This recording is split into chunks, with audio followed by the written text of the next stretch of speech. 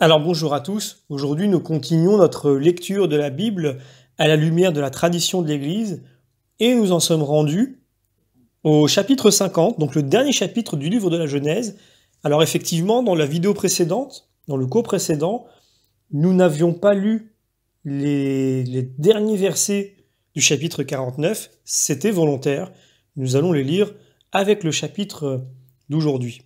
Comme toujours, avant de démarrer, nous remercions les éditions Ansiguet devenues Mediapol de nous avoir donné l'autorisation de pouvoir utiliser leurs ouvrages pour faire ces vidéos. Et comme toujours, nous remettons entre les mains de Dieu notre parcours du jour. Notre Père qui êtes aux cieux, que ton nom soit sanctifié, que ton règne vienne, que ta volonté soit faite sur la terre comme au ciel. Donne-nous aujourd'hui notre pain de ce jour, pardonne-nous nos offenses, comme nous pardonnons aussi à ceux qui nous ont offensés, et ne nous laisse pas entrer en tentation, mais délivre-nous du mal. Également, nous remettons notre parcours du jour entre les mains de notre Mère bienveillante, la Vierge Marie, afin qu'elle puisse toujours nous conduire à une meilleure connaissance de son Fils, afin que nous l'aimions davantage. Je vous salue Marie, pleine de grâce, le Seigneur est avec vous. Vous êtes bénie entre toutes les femmes, et Jésus, le fruit de vos entrailles, est béni. Sainte Marie, Mère de Dieu, priez pour nous pauvres pécheurs, maintenant et à l'heure de notre mort. Amen. Également, comme toujours, nous remettons notre confiance en l'Esprit Saint afin qu'il corrige dans nos cœurs les erreurs éventuelles qui peuvent provenir soit de ma formulation, et donc de mon imperfection, même si elle est involontaire, soit de votre cœur, qui peut recevoir différemment de la façon dont je le voudrais l'enseignement que j'essaye aujourd'hui de vous partager. Et donc c'est avec confiance que nous pouvons démarrer la lecture de ce dernier chapitre. Et je commence avec les derniers versets du chapitre 49. Il leur commanda et leur dit : « Je vais être réuni à mon peuple, enterrez-moi près de mes pères dans la grotte qui est dans le champ d'Éphron, le Hittite, la grotte de Macpéla en face de Mambré sur la terre de Canaan. Abraham acheta ce champ à Éphron le Hittite en possession funéraire. Et quand Jacob eut achevé de prophétiser pour ses fils, il ramena ses pieds dans son lit, il expira, et il fut réuni à son peuple. Quand les frères de Joseph virent que leur père était mort, ils dirent : « Si Joseph venait à nous haïr et nous rendait tout le mal que nous lui avons fait. » Ils envoyèrent dire à Joseph : « Ton père, avant de mourir, a donné cet ordre, vous parlerez ainsi à Joseph. Pardonne le crime de tes frères et le mal qu'ils t'ont fait. Pardonne le péché des serviteurs du Dieu de ton père. » Joseph pleura en entendant ces paroles. Ses frères vinrent se prosterner devant lui et dirent : « Nous sommes tes serviteurs. » Joseph leur dit : « Ne craignez pas. Suis-je à la place de Dieu ? Ce dessein que vous méditiez pour me faire du mal, Dieu le méditait pour en faire du bien, afin d'accomplir ce qui arrive aujourd'hui, donner la vie à un peuple nombreux. Ne craignez donc pas, je vous nourrirai, vous et vos enfants. » Il les consola en leur parlant au cœur. Joseph demeura en Égypte, lui et la maison de son père. Joseph vécut 110 ans. Joseph vit les fils d'Éphraïm jusqu'à la 3e génération et les fils de Makir, fils de Manassé, naquirent sur les genoux de Joseph. Joseph dit à ses frères : « Je vais mourir, mais Élohim vous visitera d'une visite éclatante et vous fera remonter de cette terre vers la terre qu'il a juré de donner à Abraham, Isaac et Jacob. » Et Joseph fit jurer les fils d'Israël en disant : « Élohim vous visitera avec éclat, et vous emporterez d'ici mes os. » Joseph mourut à l'âge de 110 ans. On l'embauma et on le mit dans un cercueil en Égypte. Alors, je vais tout de suite lire un texte parallèle, Matthieu chapitre 27. Joseph d'Arimathie prit le corps, l'enveloppa dans un beau linceul, et il le déposa dans le tombeau neuf qui lui appartenait et qu'il avait fait creuser dans le roc. Puis, ayant roulé une grande pierre à l'entrée du tombeau, il s'en alla. Il y avait là Marie de Magdala et l'autre Marie, assises en face du sépulcre. Alors on remarque évidemment, si je prends ce texte parallèle, ce n'est pas par hasard, qu'il y a plus qu'une similitude de choix dans la sépulture. Ici et là dans le roc. Ici et là aussi une vie finie. Israël semble s'être jeté dans l'impasse de l'Égypte. Le Christ semble avoir échoué. Mais, ici et là, il y aura un rebondissement des promesses. Pour le Christ, la résurrection. Pour Israël, le passage de la mer Rouge, le Sinaï, la terre promise, à laquelle ni Jacob, ni Joseph n'ont renoncé, puisqu'ils prophétisent que leurs ossements reposeront auprès de ceux d'Abraham, donc à Hébron. Et pour nous aussi, par-delà des perspectives naturelles de vie terrestre, nous est offerte la participation au mystère pascal de mort et de résurrection. Par cet autre passage de la mer qu'est le baptême, ainsi que la loi intériorisée de l'esprit, et le royaume de Dieu enfin atteint pleinement au ciel après les 40 années de désert de notre vie terrestre, par-delà cette autre traversée du Jourdain, que sera notre mort. Si donc il serait vain de prétendre à quelque sens messianique de la mort de Jacob, puis de Joseph, il n'y en a pas moins cette similitude, ce parallélisme spirituel, ou mieux, mystique de l'espérance. Alors nous allons faire un focus spécifique sur les versets 15 à 22. Je vais les relire. Quand les frères de Joseph virent que leur père était mort, ils dirent « Si Joseph venait à nous haïr, il nous rendait tout le mal que nous lui avons fait. » Ils envoyèrent dire à Joseph « Ton père, avant de mourir, a donné cet ordre. Vous parlerez ainsi à Joseph. Pardonne le crime de tes frères et le mal qu'ils t'ont fait. Pardonne le péché des serviteurs du Dieu de ton père. » Joseph pleura en entendant ces paroles. Ses frères vinrent se prosterner devant lui et dirent « Nous sommes tes serviteurs. » Joseph leur dit « Ne craignez pas. Suis-je à la place de Dieu? Ce dessein que vous méditiez pour me faire du mal, Dieu le méditait pour en faire du bien, afin d'accomplir ce qui arrive aujourd'hui, donner la vie à un peuple nombreux. Ne craignez donc pas. Je vous nourrirai, vous et vos enfants. » Et il les consola en leur parlant au cœur. Joseph demeura en Égypte, lui et la maison de son père. Joseph vécut 110 ans.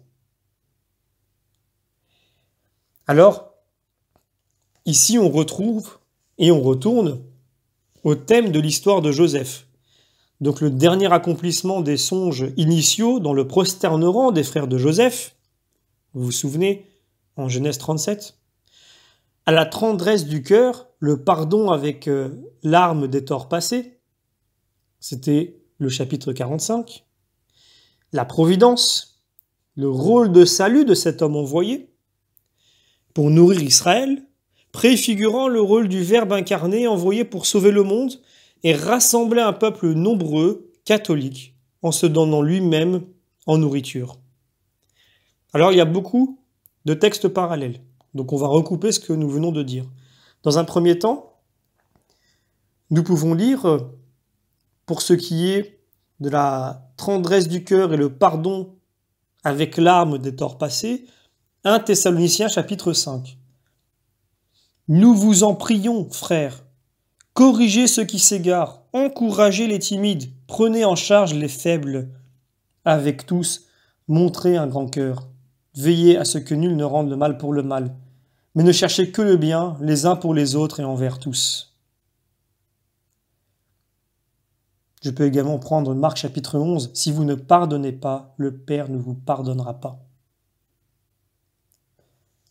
Également, le rôle de cet homme envoyé, nous pouvons prendre Jean chapitre 12 notamment. Je ne suis pas venu pour juger le monde, mais pour sauver le monde. On peut également prendre pour le Verbe incarné envoyé pour sauver le monde, ce passage-là, mais aussi un autre passage des Écritures. Jésus leur dit « C'est moi, ne craignez pas ». Au sujet de ce peuple rassemblé et nombreux, Nous pouvons prendre Jean chapitre 11. Caïphe ne dit pas cela de lui-même, mais étant un grand prêtre cette année-là, il prophétisa que Jésus mourrait pour la nation. Et pas seulement pour la nation, mais pour rassembler dans l'unité les enfants de Dieu qui étaient dispersés. Nous avons également le verset 21. « Ne craignez donc pas, je vous nourrirai, vous et vos enfants. » Le parallèle est évident avec Jean chapitre 6. « C'est moi qui suis le pain de la vie. Qui vient à moi n'aura pas faim. Qui croit en moi n'aura pas soif. Jamais. » Ce qui est intéressant à noter, c'est que le parallèle que nous avons fait avec Marc chapitre 11, « Si vous ne pardonnez pas, le Père ne vous pardonnera pas », eh bien, il dit encore plus que le texte de la Genèse, puisque Joseph distinguait avec humilité son propre pardon de la conduite providentielle de Dieu qui, en secret, avait mené toute cette affaire, tandis que l'Évangile nous révèle un lien de conséquence entre notre propre pardon fraternel et celui de Dieu. On refait un focus sur les versets 19 et 20. Joseph leur dit « Ne craignez pas, suis-je à la place de Dieu ? Ce dessein que vous méditiez pour me faire du mal, Dieu le méditait pour en faire du bien, afin d'accomplir ce qui arrive aujourd'hui, donner la vie à un peuple nombreux. » Tout à l'heure, j'ai lu un texte parallèle, Jean chapitre 6, Jésus leur dit « C'est moi, ne craignez pas. » Nous avons également Jean chapitre 5, « Amen, amen, je vous le dis. Le Fils ne peut rien faire de lui-même, mais seulement ce qu'il voit faire au Père. » Alors si Joseph ne s'attribue pas orgueilleusement le rôle providentiel, mais l'a servi par son abnégation, combien mieux encore le Christ. Les pères citent souvent Romains chapitre 8 verset 28. « Tout coopère au bien de ceux qui aiment Dieu. » Mais ici, Joseph rappelle plus encore que Dieu veut le bien, même de ses frères jaloux. Ce qui dit aussi bien l'épître aux Romains, mais un peu plus haut. La preuve que Dieu nous aime, c'est que le Christ, alors que nous étions encore pécheurs, est mort pour nous. Je prends maintenant le verset 21. « Ne craignez donc pas, je reviens un peu dessus, je vous nourrirai, vous et vos enfants. » Il les consola en leur parlant au cœur.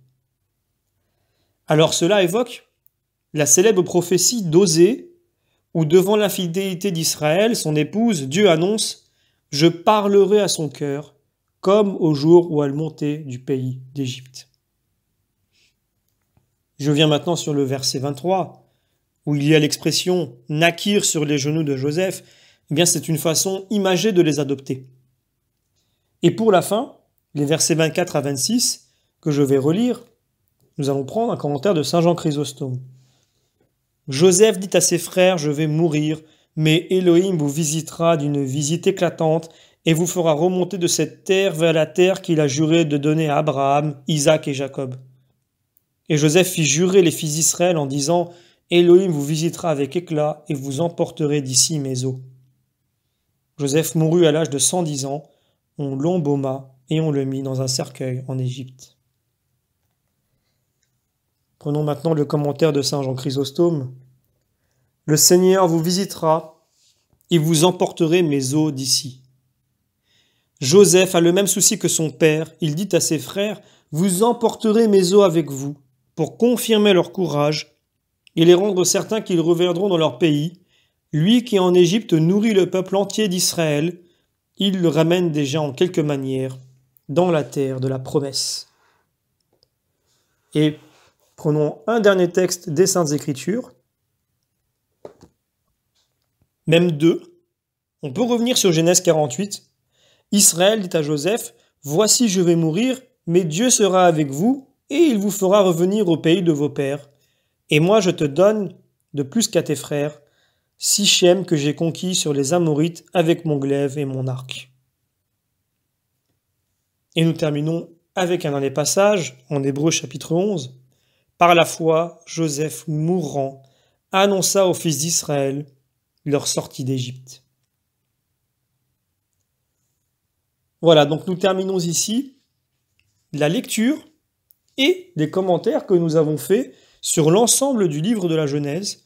Et je vous donne donc d'ores et déjà rendez-vous sur le livre de l'Exode, qui est un autre livre très important de l'Ancien Testament. Alors ils sont tous très importants, mais ce sont quelquefois des livres sur lesquels on passe comme ça, on lit un petit peu de façon chronophage, ou voilà, d'une traite, sans forcément essayer de rentrer dans les détails, dans la profondeur des textes, alors que ce sont des textes extrêmement profonds, duquel on peut sortir un maximum de sens symbolique. Donc le sens allégorique, le sens moral, et même le sens eschatologique. Et c'est très vrai dans le livre de l'Exode. Donc je vous remercie pour votre fidélité, et je vous dis d'ores et déjà à très bientôt pour la prochaine vidéo.